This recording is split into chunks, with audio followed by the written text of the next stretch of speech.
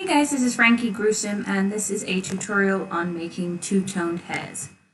So first we're going to open the hair in TS3. This is pretty much changing a already existing hair to make it two-toned. So just open the hair you want. Just going to pick one here.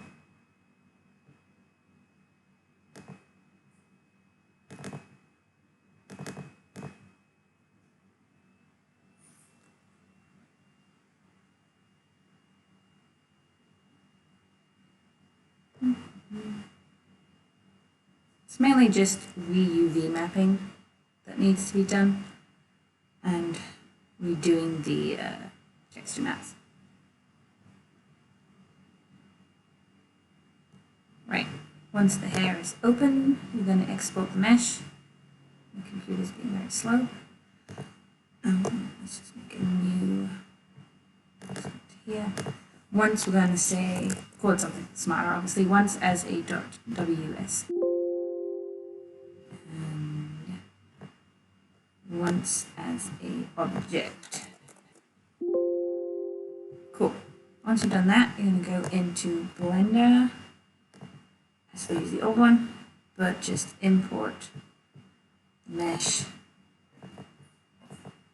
and Blender. Cool. Right click the mouse, go into edit mode, and you're going to have to select only half of it. So pretty much I use L and use L to pretty much, while I'm holding L on the keyboard, just selecting it. Sometimes if it's like one that's perfectly centered, you can kind of also just select half of it, but this way is safer. Also make sure you go onto the see-through mode so that you are definitely getting everything on that side. So yeah, you're just going to have to make sure you definitely select the bits that you want to be like half the hair. Some might be easier to select, some might be harder. You can also do it bit by bit, select part of it, regroup it, and then select the next part, and then just put the groups together later. That works. So for that example, here I've got like a good part. I'm going to say P, parent by selection, and then I'm going to hide that group. Then I can see what I still have left. I'm going to select everything that's left over. Press P, parent by selection. Hide that group. Okay, I definitely have half the hair. I'm going to go into object mode, and I'm going to select, shift select those two groups and join them. There we go. So I've got one that's one half and one that's the other half. Cool. Now if you go into this, you can see that the hair pretty much has the entire overlay, and this one also takes up the entire space.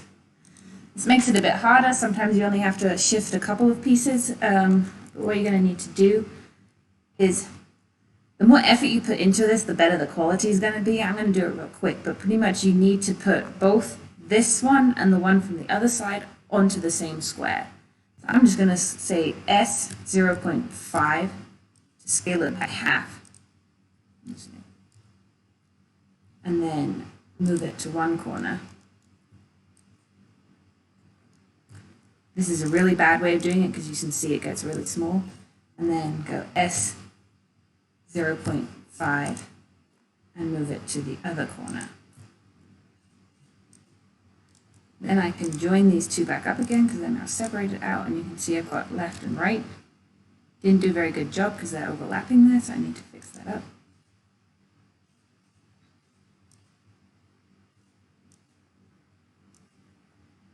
Right.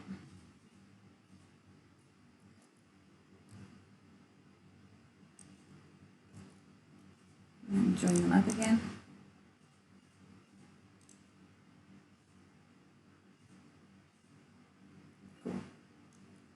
Nearly overlapping, but they're not, which is good. I'm just going to move this section more into this corner, so definitely. Oh, my computer does not like me working on this head while OBS is running. Yeah, if you're going to do it properly, try and fill up the entire space. It's going to be a lot of moving shit around, but that's why I don't like doing this. This is just a short tutorial to show you the basic principle of what you're doing. Okay, this is going to die.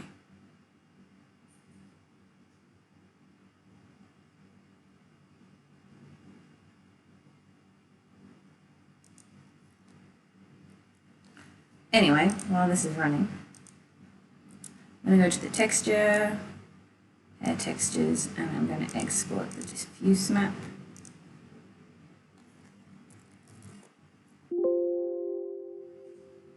And open that in Photoshop.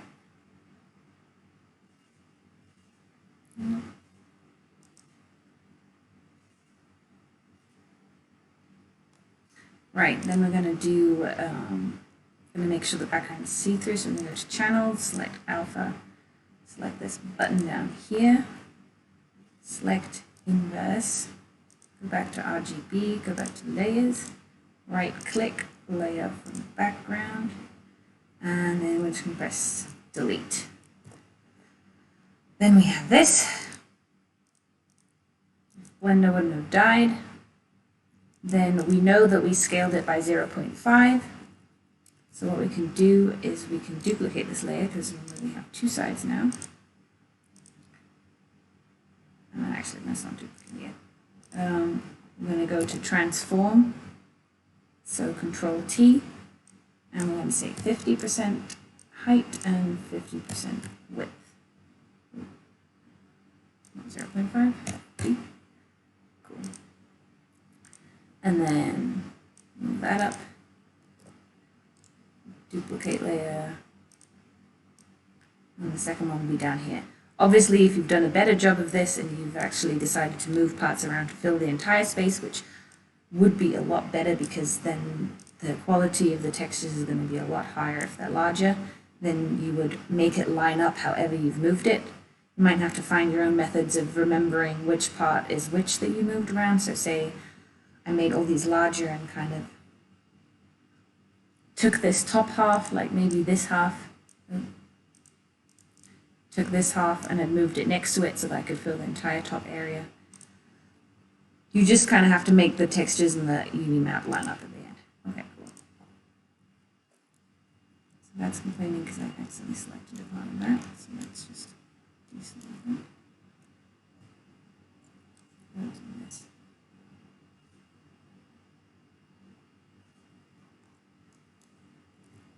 Right. So once I've redone this, again, as I said, I could probably move this around, make them all bigger, and make them fit better. You just have to pretty much line the textures up perfectly. What I'm going to do is I'm going to say UVs, select it all with A, UV, export UV layout, UV,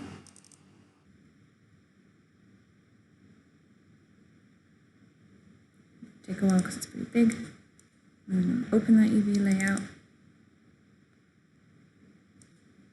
Okay. Make sure the image sizes are both the same. I'm going to duplicate that onto my diffuse. Alright, now I can see where I need to line them up. So now I can just move these around.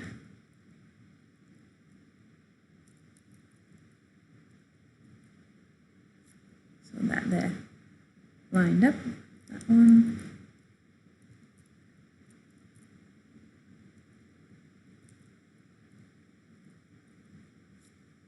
That one. There we go. Delete that. Then we're going to go to Channels and delete the alpha. And we're going to say File, Save as DDS. Diff new.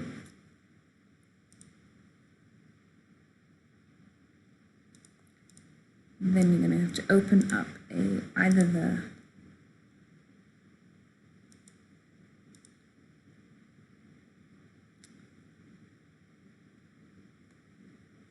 So I'm going to export this as well. This is the mask. File, open, mask.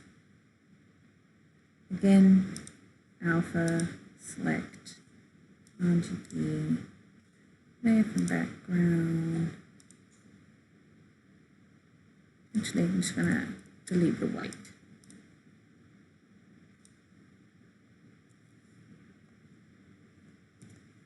Delete the white. Again, transform it 50. I'm transforming it 50 because I scaled by 0.5 in Blender. Duplicate this layer to the UV, not the UV, diffuse. Again, a bit better to underneath.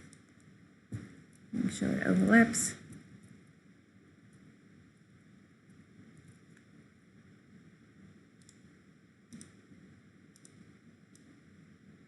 And both of them. Right, now you can see both of them are using 4 colors, so they're all using all the colors. So what we need to do now is we need to go image adjustment gradient map. And our gradient map is going to be 2 colors now.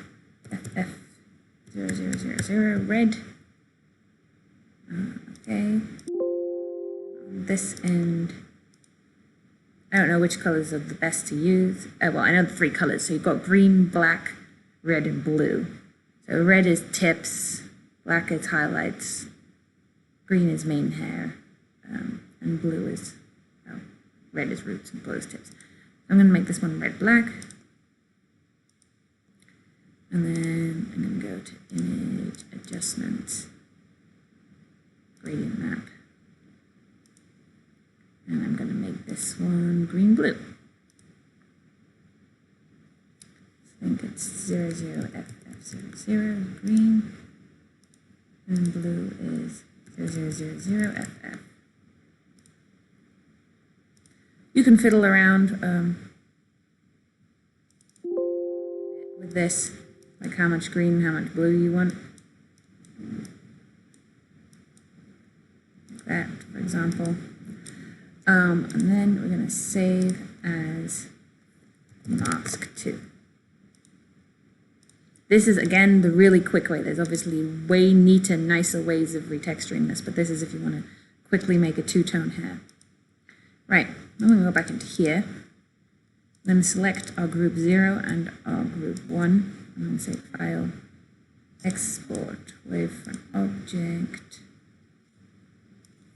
Mesh, New. Export that. Load milkshake. There's my milkshake. Oh, it's loading. While doing that, I'm going to import the new ones. Mask new. Done. Yes, replace. Import diffuse new. Done. Yes, replace. It's going to look like she's bold for a second. File, import, wavefront object. Find mesh new. Ah, exported it wrong. File, export with objects, selection only. Don't write materials and objects, object groups. File, import, object, new. Cool, we've got our 2 groups. Make sure group 0 is at the top again and group 1 is at the bottom. Delete group 0 if you have it. It's usually an empty group. If you do have 2 groups, you're just going to have to work with 2 groups. I'm not going to explain that right now. That's in a lot of other hair tutorials. Rename it to group base so that we can assign bones. Export it as mesh new. Go to mesh toolkit. I still use the old one for this. This here. Auto choose for Wazoo. Select the mesh new. Reference mesh will be the mesh old that you exported. That way. Import. The mesh old has two groups like ours did. We need to go in there, delete the group and group base. If you have two groups, you'll have to do each one individually. Don't save over it, just put it in mesh ref. Cool. So mesh ref.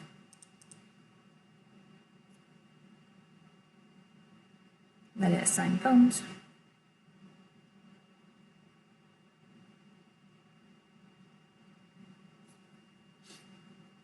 These high poly meshes must take a while.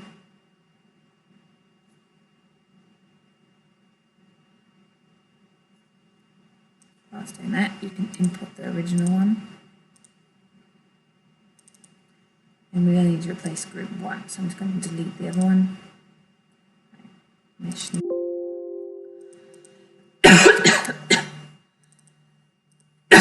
Do the same with morphs. Okay, the reference mesh has no morph, so I'm guessing this one wasn't morphed, so I don't need to do it. So I'm just going to import the new mesh and rename this to group 1. And then export them. That way I'm keeping the group 0 from the original, because that's not really anything. Right, then import the new mesh into here.